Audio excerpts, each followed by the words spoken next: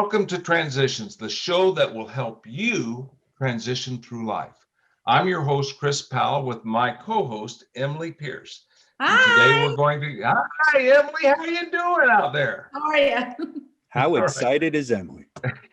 And that's Paul Odenhall, owner of Destination for Education. And we're going to be talking to him about a couple of very, very powerful transition moments and pieces, and how he's actually helping youth transition from maybe somewhat reckless behavior into an adult who is responsible, hopefully.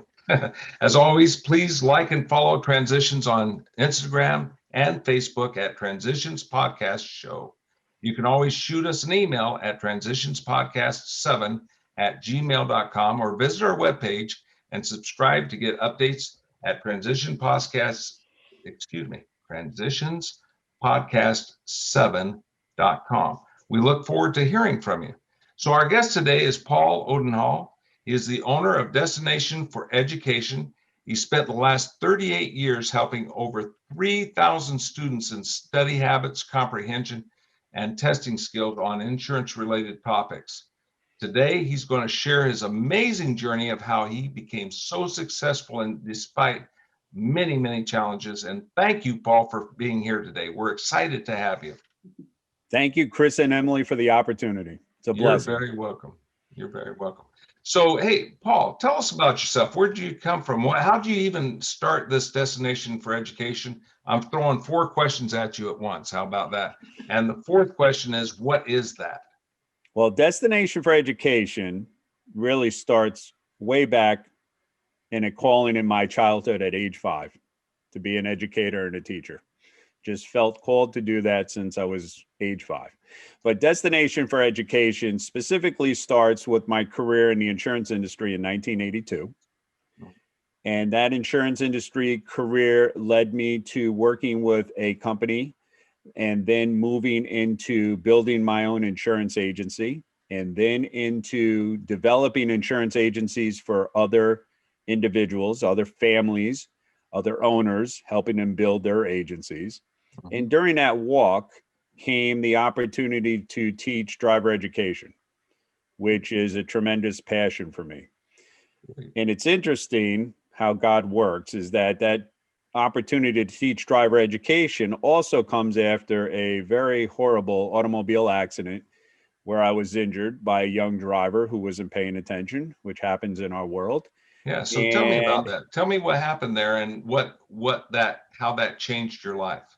Well, it changed my life both in the insurance world and in driving education because I was a young driver. He hit me and 4 other vehicles. He totaled my car. He injured me to the point where they thought I was possibly not going to walk again. I spent 2.5 years in and out of the hospital, in and out of rehab, in and out of treatments with needles in my spine that used to hurt. That would be an understatement. And 2 things occurred. One, I got a better appreciation of the importance of driving habits and paying attention to one's driving when they're driving, which he was not doing. And 2, it's interesting how God works. It catapulted me in the insurance industry because I found out as I went through the process that I didn't have proper coverages and I wasn't in the industry yet. And I learned that the importance of having the proper coverages when you're injured in an automobile accident, which is something that I talk about and preach about in all the insurance classes that I teach. So it kind of was an assistance in making a transition in both businesses, the insurance business and the driver education business. Are you still active in insurance? Yes. Okay, But good. for the most part now, it's teaching, developing, mentoring, and training new insurance people to become outstanding insurance agents and brokers. So Okay, when good. I come across sales, I give those away to people that I've developed and trained that I call disciples, and I give to them any type of sales that I come across. Wow, that's awesome. Awesome. How do people get in touch with you on both fronts, on your personal insurance and on the Destination for Education? If somebody wanted to look you up and find you, how would they do that? In the old days, it was me knocking on doors, meeting people, and I was born and raised here in the Hudson Valley and have lived here all my life. Mhm. And the Recent days, especially since the pandemic, a lot of it's done virtually like this. So they reach me now through different social media platforms. They reach me now through my destination4education.com website, Okay. which has both the insurance educational opportunities or educational services that I offer on there Mhm. and the driver education services that I offer on that website. Great. Now, give us one story that is profound to you of where you helped one of these youth uh, transition and stop and became a responsible person for one that may have been a disaster in the making. Do you have any stories like that? I have several, but one that comes to mind is about a year ago. Well, let's move back. I brought to Dutchess County, which is a county across the river from me, into Westchester County, a program called Alive at 25. And the program is built around drivers the age 16 here in New York to age 25. And it's an alternative sentencing program that we work with the magistrates of these two counties to give young drivers an opportunity to have an alternative sentencing to what they would have been charged to. Instead of that, go spend 4 hours with Paul and talk about driver education. Hmm. So that's been a huge blessing. But one particular story that comes to mind, most of those students that come to class are speeding. Mhm. And in fact, I joke with the class and try to make it entertaining, not just educational in the classes that I teach. And talking to the students, still my record holder, I don't know if it's a record you want to hold, but my record holder is a young man who got caught on Route 84 doing 164 in a 65. And we talk Wow. about impact force and what will happen to you if something happens at 164 miles an hour and you impact into another object or vehicle. So most of them are speeding. This particular class, I had 5 students that were over 100 miles an hour there for speeding. 2 of them were from a judge who also actually teaches for me. And we talk about a speeding in every class, which is usually 98 to 90%, 99% of the reasons why they're there. Sometimes I get alcohol related situations, and sometimes I get cell phone, which is something I'm very passionate about too, because I have a friend of mine who lost his left leg and left arm being hit by a young man who was on a cell phone. Mhm. So we talk about that. And in fact, he comes to the class sometimes to speak to the students, which is very impactful. But this particular class, I talked about speeding, and one of the videos I shows what's called a washdown. And I always ask the students if they've ever heard of a washdown. And most of the time, the answer is no. Even in my adult class, well, they're adults too, but my adult classes, they haven't heard of a washdown. And that's when the fire department comes in and washes away blood and other body Mhm. pieces, skin parts from a fatality that occurs on a highway. So we're talking about speeding. I showed the video on speeding. I showed the video on the effects of speeding and how it affected this family. And the students leave. And the next day, this is on a Saturday, the next day on a Sunday evening, I get a text from one of the students, a young lady, and she texts me and says, I want you to know the impact you have on the class. Well, one Mhm. never knows the impact they have on people. I don't Mhm. think we're called to know that sometimes. You don't know for many years. This was a blessing. It was the next day. And she says, I was on my way to work on 84 going towards Connecticut, where I would normally be doing in excess of 100 miles an hour. And I kept hearing your voice and I listened and I kept it down to around 75. And I'm laughing, thinking, well, that's still speeding pretty well, but it's better than 100. Mhm. And she says, I came upon an accident. Mhm. And the first thing that I thought was, this is interesting. I could have been involved in that accident if I was going that speed. And I thought to Mhm. myself, that's an interesting observation for a young person. I've heard older people say that, but it's interesting to see a young person think that way. Mhm. And then she said, when I came upon the accident, when I finally came up upon the accident, the fire department was there washing the road down. Mhm. And she said, I just want to let you know the impact you've had in class and the impact you have on the students. And that's the reason why I do what I do. I mean, it's a blessing to have an impact and do whatever I can do to try to save them.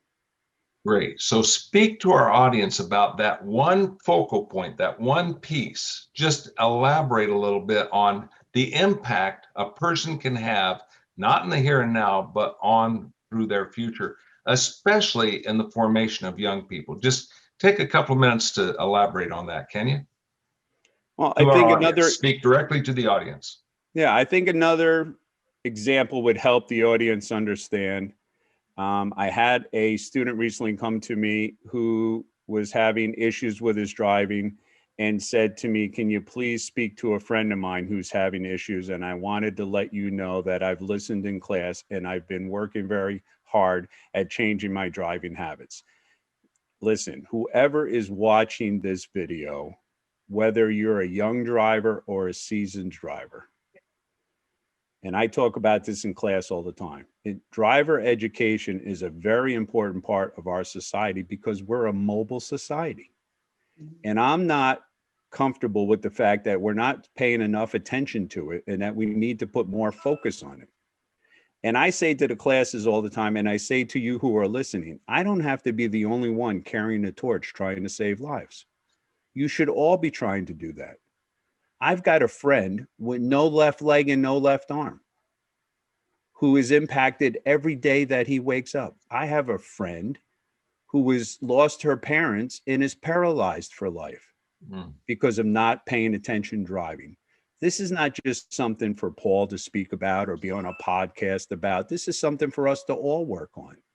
Perfect. Driving an Perfect. automobile is a big responsibility. It is. And I tell the children, well, they're not children. I call them children. I call my wife a child. They're all young adults. But I say, look, you're young adults and you should be respected and treated like young adults. And if you're going to act like that in my class, I treat you that way. But I really get the point across of the importance of driving education and being serious when you're driving. And you should too. Paul, you are so passionate. It's so awesome. I'm trying to put the skids on. We got to take a commercial break, but you are so passionate. Folks, listen to that passion. Live into your passion. With that, we're going to take a commercial break. We're going to go to a quick break to hear from our sponsor, and we will return very shortly.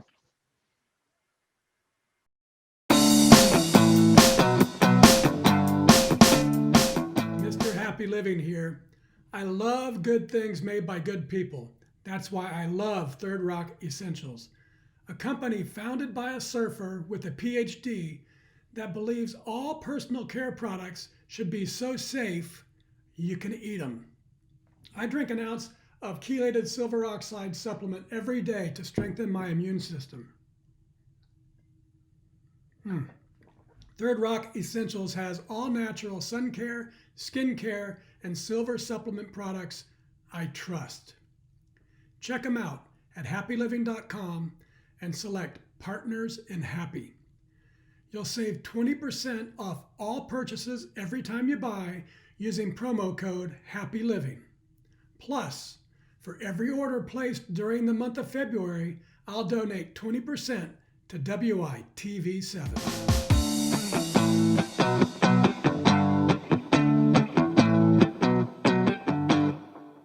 Thank you to our sponsor, and for those just joining us, we are here with Paul Odendahl, owner of Destination for Education. Paul, welcome back. Thank you, Emily. You're welcome. Can you tell us a little bit about Alive for 25? Alive at 25. Alive at 25 is the program that I was speaking about earlier. And that program, for those who are listening, great program for all parents that are concerned about their young adults and their driving, is a program that's put together by the National Safety Council, which is our industry leader in driver education here in the United States. So the National Safety Council does that program in conjunction with law enforcement and the judicial system as an alternative sentencing and a way to teach young drivers about the importance of driving responsibly, and also, as the name says, Alive at 25, trying to keep as many young drivers alive as possible. So we want to protect our youth when they're out there driving. So it's an excellent program, Emily, that's put on by the National Safety Council. Wow. So we're going to have to list that in our podcast somewhere because people should know that. That's a wonderful program. It is. It's an excellent program. I'm very thankful for the opportunity to represent them. So, Paul, you've had a lot of adversity in your life, but you also have had a lot of success. Talk to us a little bit about the adversity and what helped you get through that. Well, the adversity, there's many things to talk about. And we just talked about one of them, was the automobile accident that occurred. But no matter what the adversity has been, God for me has always been there.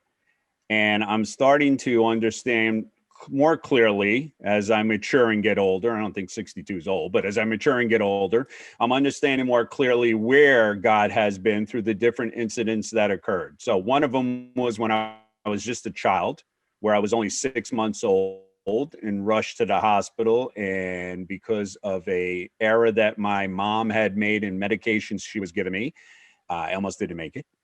At age 10, I was hit by a car on my bicycle at 55 miles an hour, a drunk driver. The bicycle got demolished. I didn't even get a broken finger or a bone. God was with me there.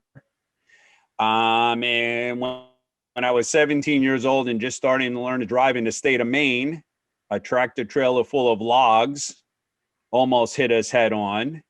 And they can't even explain what occurred there, but the load of logs went against gravity and went the opposite way instead of on top of our car and crushing us. So I wasn't killed there. So there's been a few incidents along the way, including an accident we spoke about, where clearly God has been there each and every time. And as I've progressed through that, knowing that he's there, my calling all along has been to teach others, whether it be insurance education or driver education. And I'm always talking to others about moving forward, Emily. I'm always moving forward. Everybody on this call should be moving forward, moving forward, moving forward. Always moving Absolutely. forward with Wow. Christ. Wow, God really has been in your life.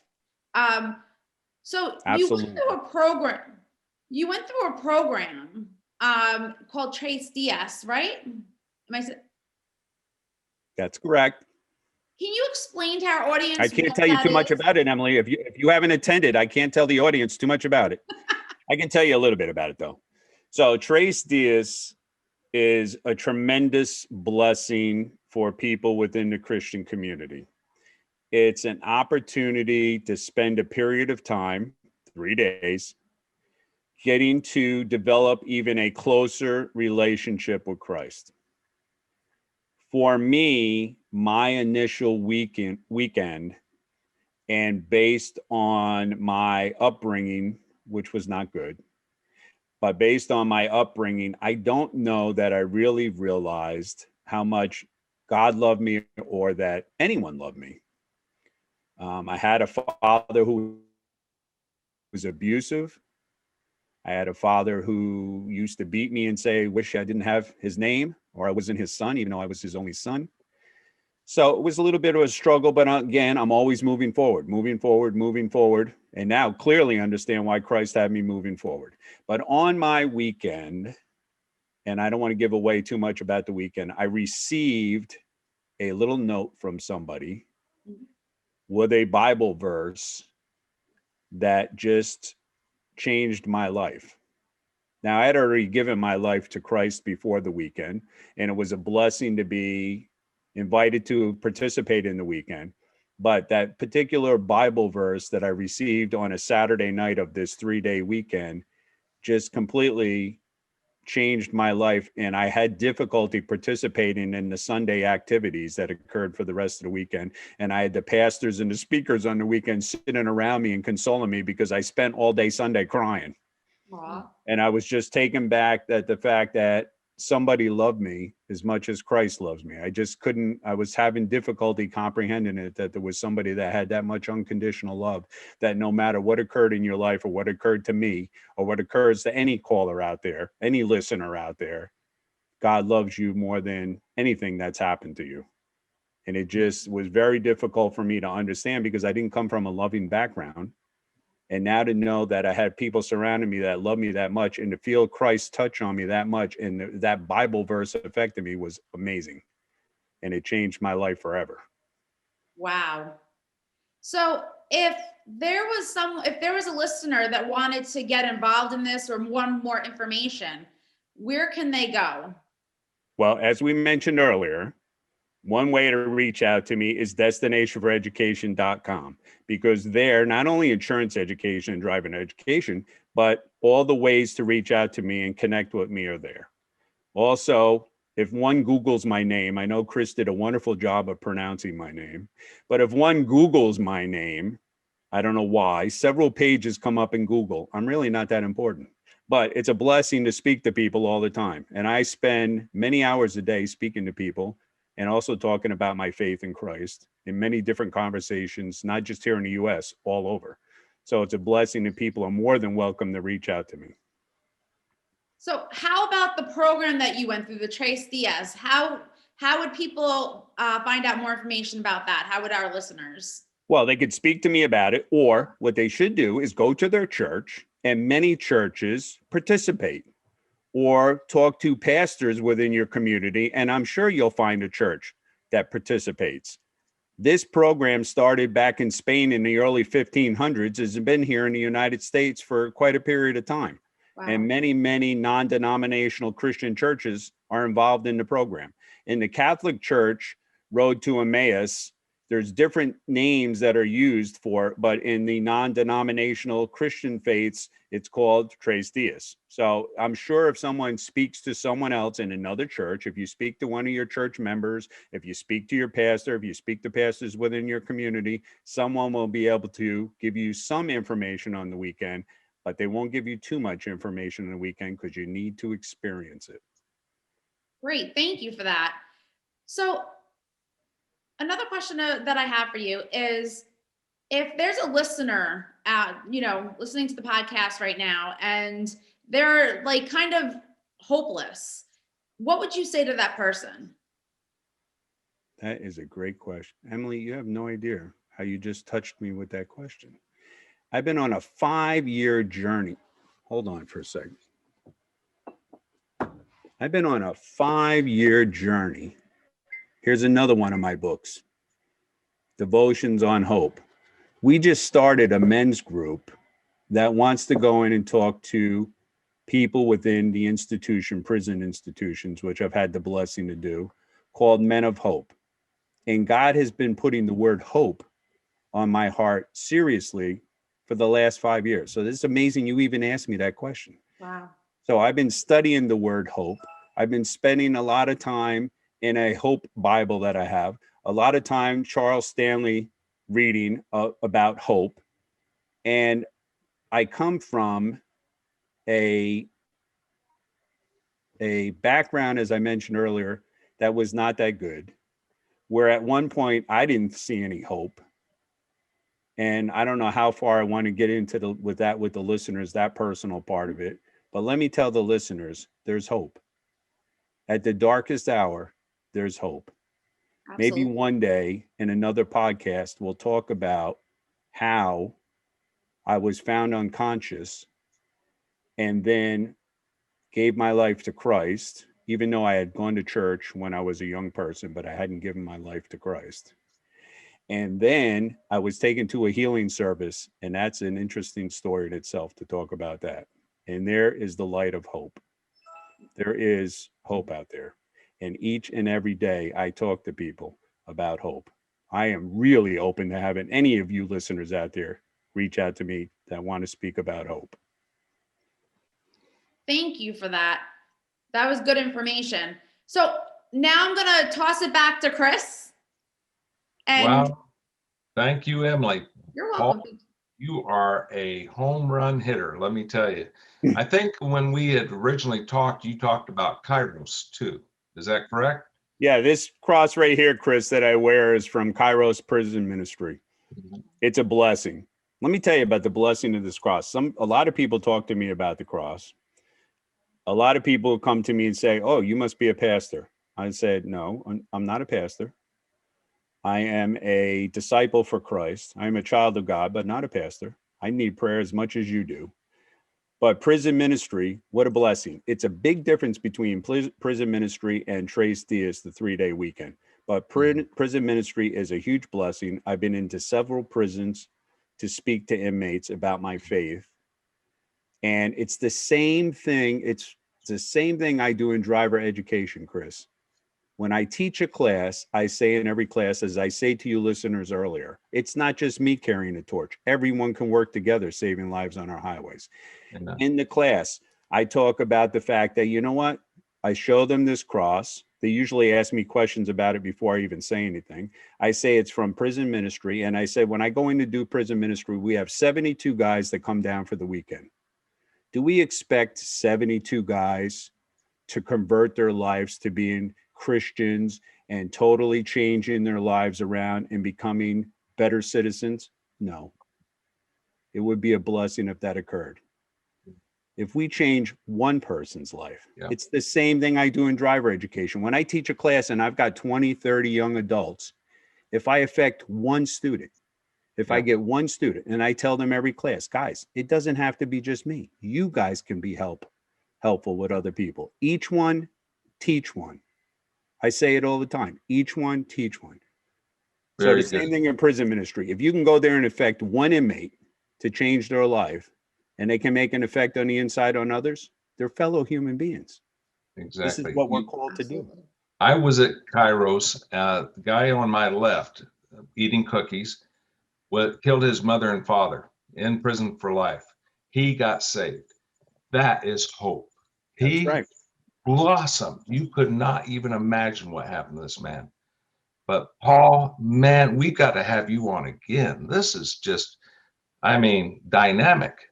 Hope, by the way, folks, hope. If you lose hope, what do?